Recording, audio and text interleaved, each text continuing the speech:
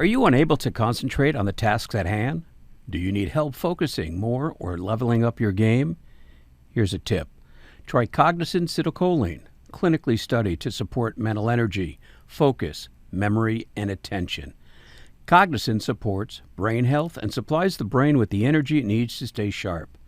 Cognizin is a leading nootropic, featured in over 200 products. This podcast is powered by Cognizin. Visit cognizin.com to learn more and find a product to help you fuel your day. Ready to achieve great heights? Then you're in the right place.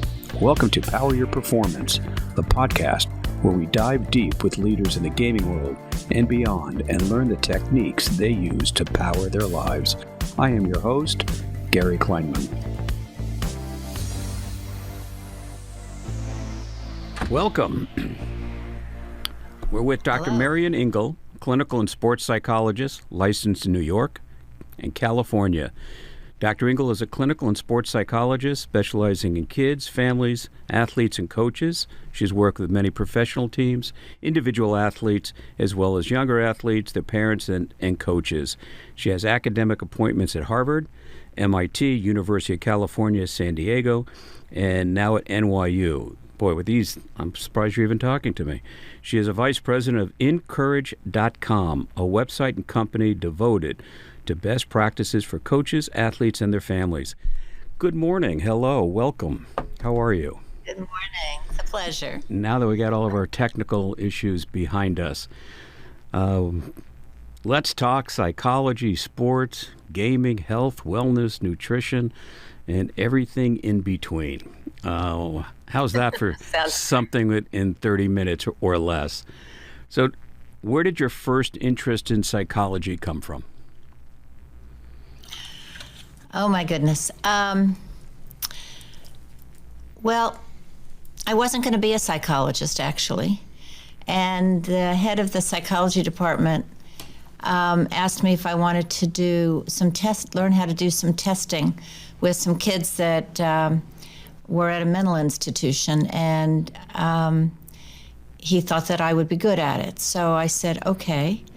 And the students said things to me like, "Are you a real one?"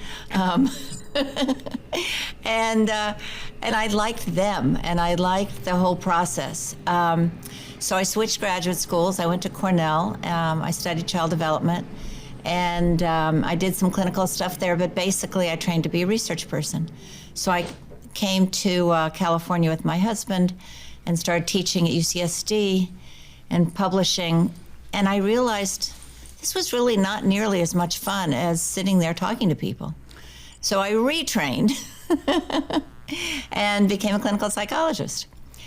Which is why I think I like doing so many different things. And the sports thing came along because my husband at the time, he'd been an All-American lacrosse player, and he took up ice dancing. And so we were, I know, and I know random, but so when he was at MIT, we were in Boston. We joined the Boston Skating Club, and there were all these skaters, the American champions, who were training, and they were all arguing with everybody, themselves, each other, their coaches. And I was studying to be, at that point, a research psychologist, and they said, well, psychology, just come. So before long, I was putting them on the ice at nationals and internationals, and I thought, ooh, I like this too. And then we moved to California, and I started working with the NBA, and anyway, one team after the other, and while I was teaching and then doing my clinical work. So it's been an ongoing, lifelong passion. And then I had children, of course, and then I had to take up the kids' stuff because I didn't like what the coaches were doing.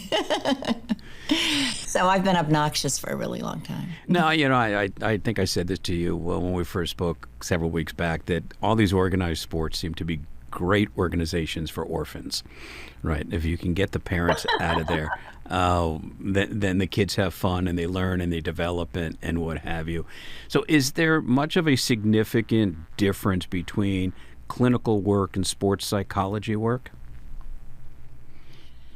Well, I think being a clinical psychologist and a research psychologist has really helped my sports work because I know what normal development looks like, and I also know what happens when you have internal things that get in your way.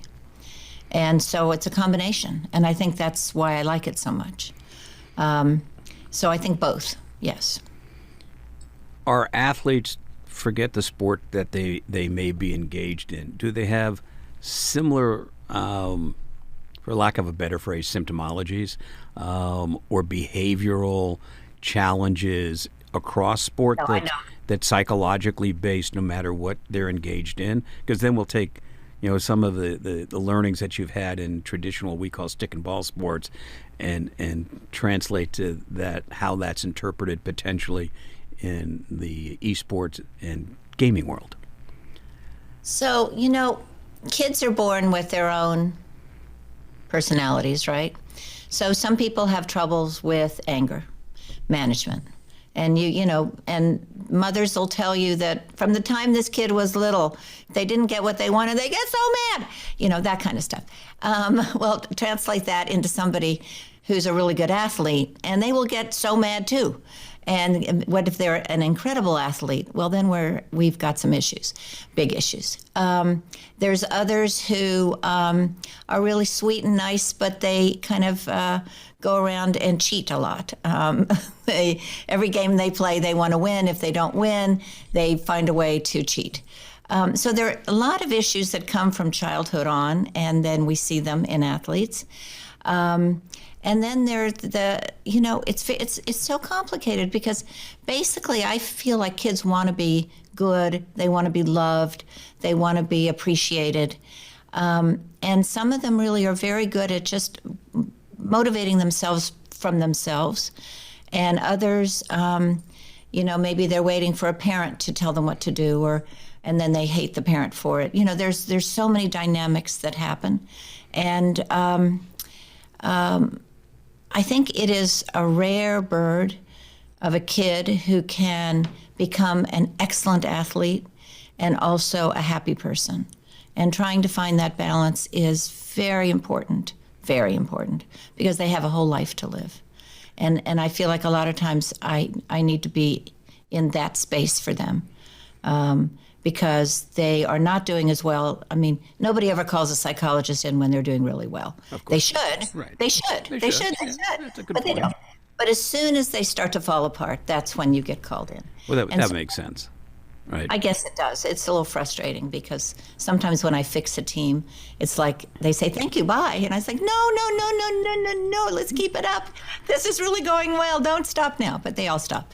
And that's true for athletes, too. But when you have somebody who's really becoming dysfunctional in their ability to perform, that's a really good time to sit down and really stop and think and find a way to find peace inside yourself and then find a way to move on. And from your research aspect, in looking at what you just said about kids with anger or cheating, is that family condition in the environment? Is some of that just predisposition genetically? Is it a mixed combination? Because, I've got 3 kids and they're all different. They're all different. People used to be told it's all environmental. It's all, the kids come in, they're perfect, and it's you screw them up. It's not true, and you know that from your own children. Yeah, well, there's no question that's not true. They're they'd make the argument that that's true with the parents. Well, yeah, of course. Of course. But when you have a kid who has some issues with some of those things, how the parents deal with it. I mean, I have a lot of parents who laugh and think it's really funny and cute. Well, believe me, they won't think it's so funny and cute when, the principal calls them. So, it's important for parents in a very loving way to try to redirect. And with your work with professional athletes, do you think that they seek help a little bit later than they should?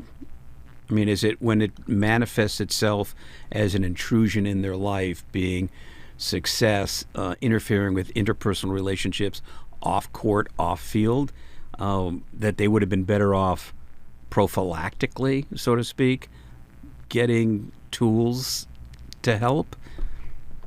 What do you think? Of course it'd be better. Of course it'd be better. It's just, in the U.S., we don't have as much stigma as there is in the rest of the world about going to a psychologist. But there is this feeling about, why should I need it? I can do it myself. I can talk to my friends. My friends. I love to talk to my friends. They can help me. Well, really, yeah, they can be understanding. But it's like being a really good athlete. You've got to work at it, and you've got to have somebody who really knows how to help you learn it. And is that a gap in early education, so to speak, or early sports, is that is not incorporated into protocol? Oh, I love that question. Of course it's not, and it should be. Why isn't it? Well, I can tell you that I have a son who's a really great athlete, and I would sometimes talk to the coach and say, can I meet with the kids for a little bit? And because I was working on some techniques and stuff, and he was always good with it. But not a lot of the parents, there were a few parents who didn't want their kids to come because they were worried that I was going to hurt them. Now, of course, those parents, every time they see me, oh, I just loved what you did with my kid. It's like, oh, God. Okay. Just let me remind you. But what did they think you were going to hurt them with or by? I don't know. I think that people think that you're going to make the children, I don't even understand it myself. I think they think you're going to make the children weak in some way, instead of what they think they're doing that makes the kids strong. Think, because I'm thinking about, and 2 out of my 3 kids are pretty decent athletes. Is the thinking that if you inquire at this level, that they may have a sense that they're not good enough, and they're not good enough themselves, and therefore they need external or outside professional help, and therefore you kind of undermine or perforate their self-esteem? That may be what parents think, but of course it's just the opposite. Well, yeah, without a doubt, it would be the opposite. I have all these techniques that I've worked out for parents to do with their kids, and for kids to do, and for coaches to do. And all they do is make kids stronger and happier and feeling more competent. And so, but yes, I think parents get worried. I was just going to say, who's harder to deal with, the parent or the child patient? I mean, it's every parent wants to see their kid successful, right? And I think parents all too often go into situations and look for a guarantee that it's going to happen. And we all know professionally there are no guarantees, and it's kind of like puppy training. You can go to a class, but if you don't incorporate those skills when you get home and put the dog in the crate, you're just not going to get the results, and it's not the fault of the class. And do you find that? I mean, I'm not trying to equate athletes and puppies, but maybe we should. Do you find there's similarity in that they want quick fixes and they're not going to do the homework, so to speak, and really look at lifestyle changes, be it psychologically, physically, or otherwise? And it's like, okay, I had my session with Dr. Engle. I should magically, with dust, be cured, and therefore I don't have to work on anything? I interview people before I take them on. And if I don't think they're going to work at it, it's not worth my time either. Well, that's true too. I mean, and as a professional, right? You do. It's kind of cruel to say, but when you're busy, you want to make it work. And there's some families who, yes, it's just like that. Fix them for me, and of course I can't fix them for you, but I can fix everybody together if you'll all work together, and that can then work. And yes. Have you found with, because in families where one child may be athletically more successful, not superior necessarily, but more successful, that the dynamic in that family for the less successful athlete also impacts your work? You know, talent is an interesting concept, right? Sometimes the kids who are the most talented athletes are the ones who I have one right now who is an incredible golfer, incredible. She could be on the tour, and she's now announced that she's not going to play anymore. Well, you know, her parents pushed her for a long time, and when kids get to be, 17, they want to make their own mind up. Right. And so even with all that talent, it might be the kid in the family who has less talent but more go. Right. It's actually going to work hard enough to be there. Yeah, it's interesting. Going back, I won't mention names. I did a lot of work with a bunch of NFL players, and 2 out of the 3 boys played in the NFL. One had a Super Bowl ring. The other is incredibly well known. They would both tell you that the best athlete in the family is the one that's working at a supermarket, because Yes, he just couldn't, for whatever that dynamic is. And this was long before your specialty and your skill set was necessarily around to help. I mean, those are the days in the NFL where there was no health, wellness, and nutrition. That here's a Percocet, go back on the field. Okay, fine, your ankle's broken. You have 2 ankles, right? Kind of thing.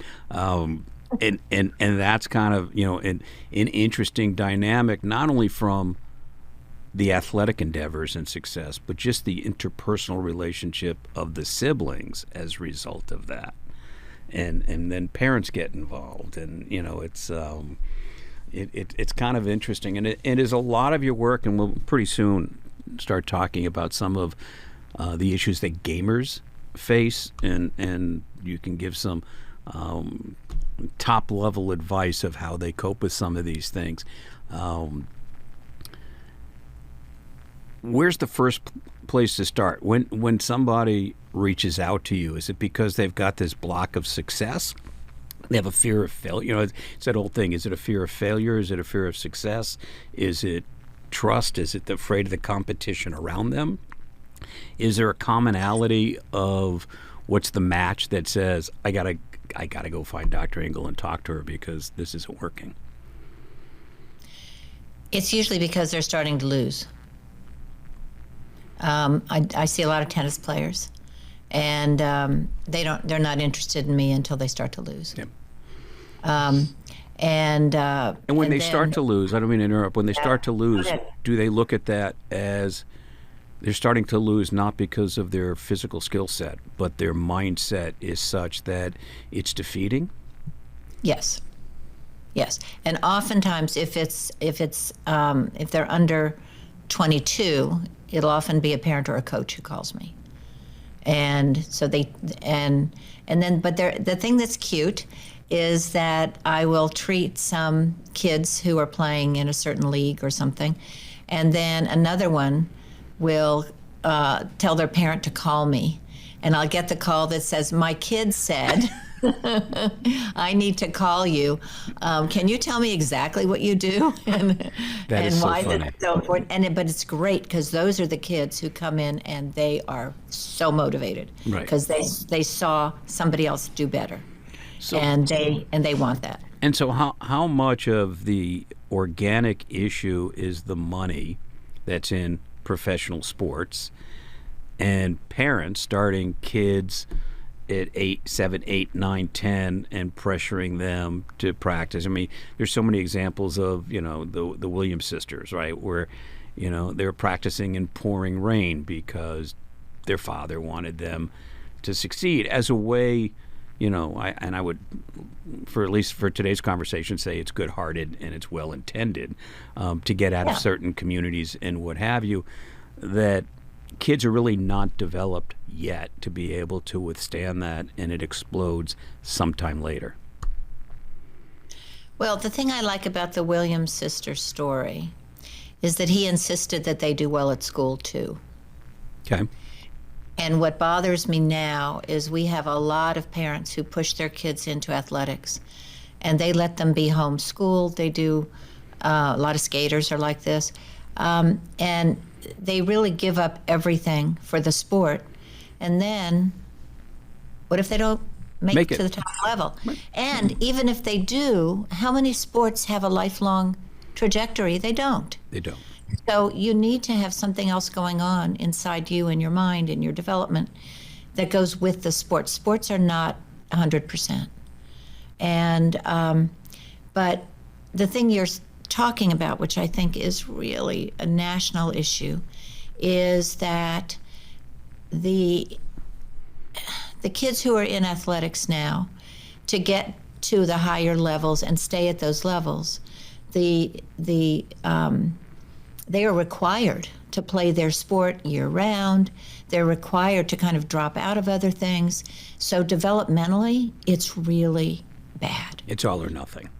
It's all or nothing, and it's really bad because, like this kid I'm talking about, this girl who's dropping out, most of these kids will get to the point where they say, this is your priority, this is not mine. This is not who I'm going to be. And then what have you left them with? They have one sport. They didn't do that well at school. I mean, you know, where have you left them? And the parent will often feel like, you're letting me down. We did this for you. We Right. did this for you. It's like, oh my God, the guilt. And so how much change, and then we will get into gaming, because I'm fascinated by the sports psychology and being an athlete and, you know, and actually being honest with yourself of where you are, right? And that's probably 90% of the game is to be honest with yourself. But since you started and where you are now in your practice, social media has changed so dramatically, right? So you got TikTok and you've got Instagram, and you have these horrifically sad stories like the goalie from Stanford, unfortunately at 22, who took her life. Yes. I mean, and how much of that is social media, and how do you advise and what do you say to parents and the athlete of either distancing yourself from the effects of social media, not necessarily being on social media, but not having it have an emotional impact where you're harming yourself in whatever way you want to define harm. I mean, it's got to be staggering right now with social media influence. It is so hard for everybody. It's hard for parents to keep the kids off of it. It's hard for kids to force themselves to stay away. I deal with this all the time. And the strong athletes who are good students, who we do these little timing things. So, and also I ask them to do their homework away from their computer. Or if they use their computer for their homework, that they stay off. I mean, there's all these wonderful studies that show that if you are on the computer while you're doing your homework and you are looking at social media at the same time, so if you ask the kids, how do you think your homework goes when you, oh, it's fine, it's fine. I do, you know, da da da da da da da. In fact, you know, the research shows it is not fine. And if you write an essay and you're doing it, if you look at the one phrase after another phrase after another phrase, they often don't match. Okay. Because their thinking gets changed up.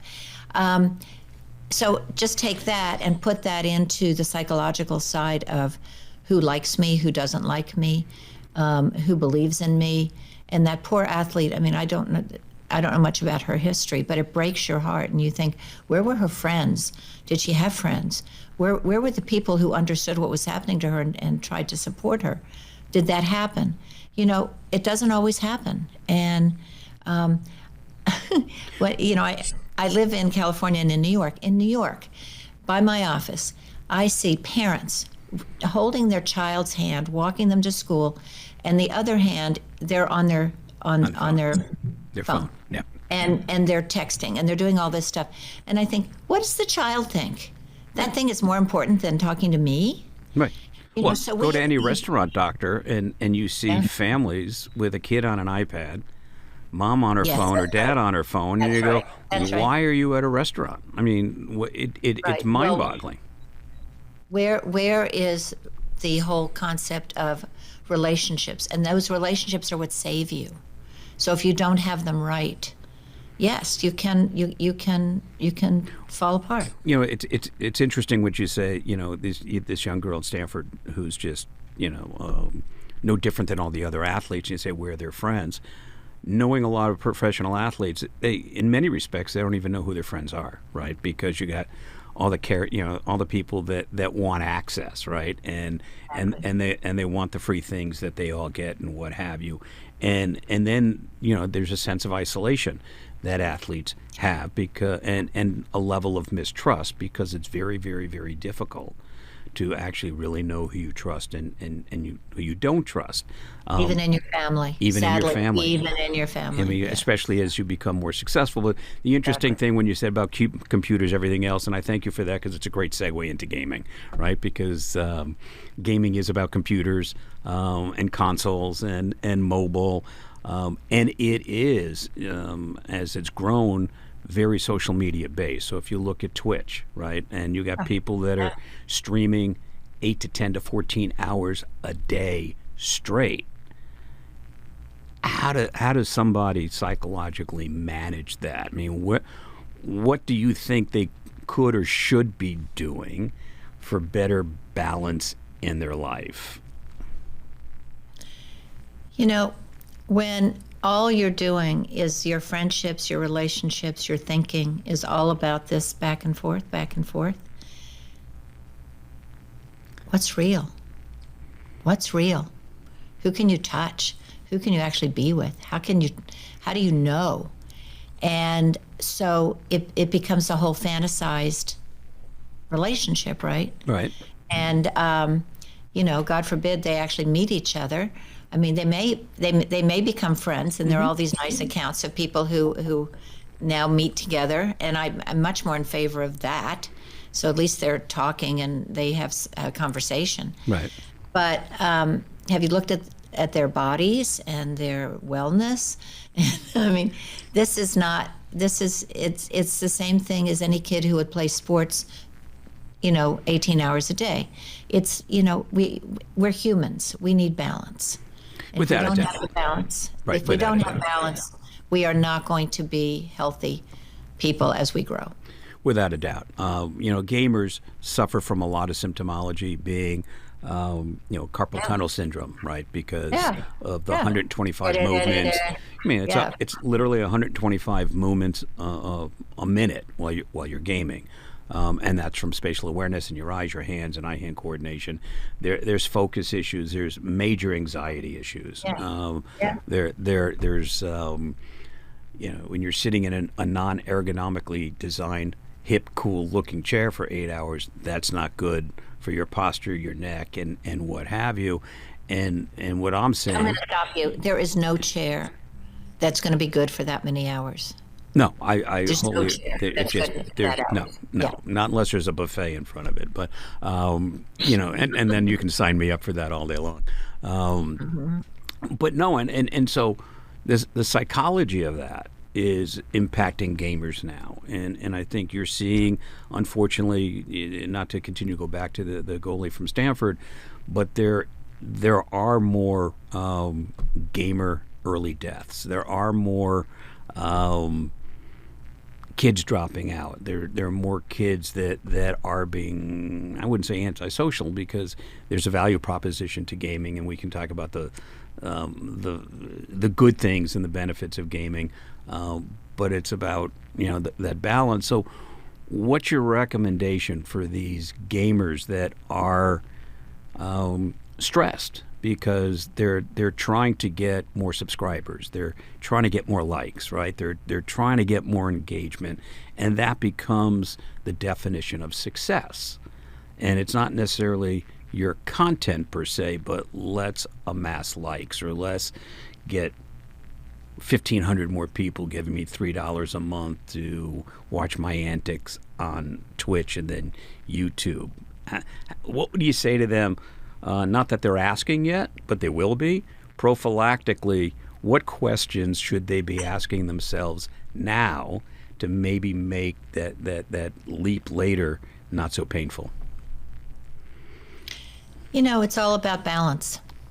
And if they are sitting there all day panicking about, does this work, does that work, blah, da, da, da, da, it's like somebody starting a new business. And when it's the same thing, it's just a different way of starting your business, right? Right. And so even if you're starting a new business, you really should get up and run around the block and have good food to eat and talk to a friend and hug your mother and sit down and then do it again. But if you're sitting there all the time, even if you're successful, our brains are not made that way. And you're going to start to feel overwhelmed, depressed, angry. A lot of times people find anger in themselves that they didn't even know they had, but it's really that they've exhausted their brain. Yep. and their heart, and they need to get out and do something else. If it matters that much, then do it well. So the extension of gaming is the metaverse, right? Because it's kind of sort of based on an altered reality digital world. Do you predict, the metaverse is obviously brand new, and I don't understand why anybody wants to buy a $400,000 house a block away from Snoop in a digital world, but that's what they're doing. Does this promote more dysfunction from a psychological perspective? What do you think? Well, I would absolutely say without a doubt, and actually in many respects even worse than what we've seen, because you're really going almost full force into a virtual Fantasy. world, and it's a fantasy of you can be whatever it is that you want to be, and how do you and when do you leave and pay your gas bill, right? That for the house that actually has a key and well, not anymore, it's a ring, but it scares me, as certainly as a parent of grown kids and grandkids and what have you, is their world is kind of like they're no longer their world. They're an actor in this altered factual scenario where you lose a sense of self. It's an addiction, right? Right? I mean, it's an addiction. And is it as much of an addiction as people are finding a place to hide? Whatever the reason, they become addicted to the feeling of power that they get, or trying to find that power and they act like it matters.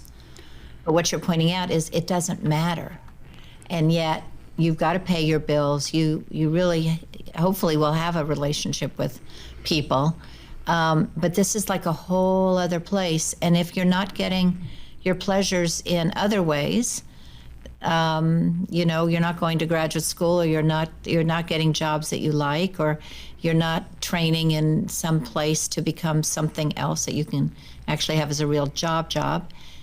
This is an amazing fantasy world.